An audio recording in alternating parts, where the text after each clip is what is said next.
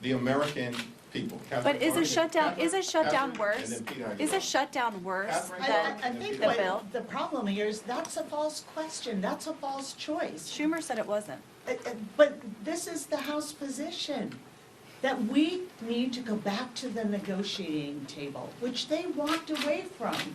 They walked away from it, and it's why you see both the Senate and the House chairs of appropriations saying 30 days.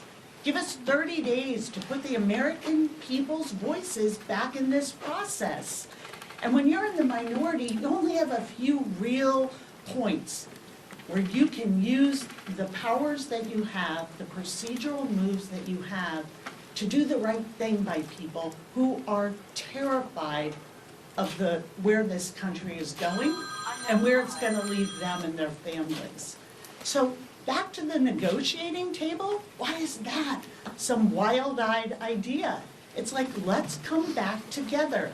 If you're serious about cutting costs, protecting Social Security, Medicare, Medicaid, our schools, our veterans, come back to the table and work that out.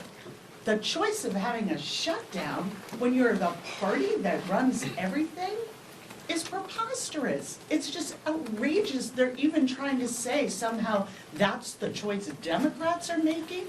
You run everything, but what you're trying to do is scam the American people out of their money and the services they paid for and they deserve. So, let's be realistic about what this fight is.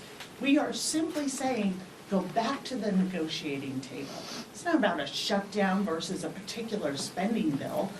It's, are we going to center around the American people and do what's right for them, or are we not? And all these, fun DC words, cloture, continuing resolution, what the American people need to know is that House Democrats are willing to work in a bipartisan way to keep government open for 30 days. That's all we want. That's our solution.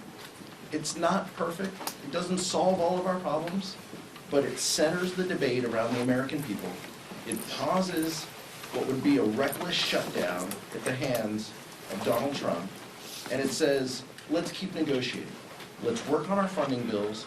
Let's give Rosa DeLauro and Tom Cole, Patty Murray, and Susan Collins some time to work on these spending bills, and then let's come back and let's see what the next couple of weeks hold.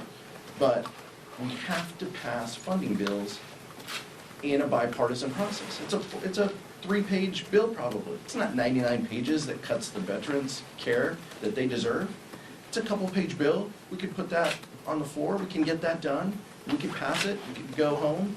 We can talk to our constituents about this, and we can center this around the American people. So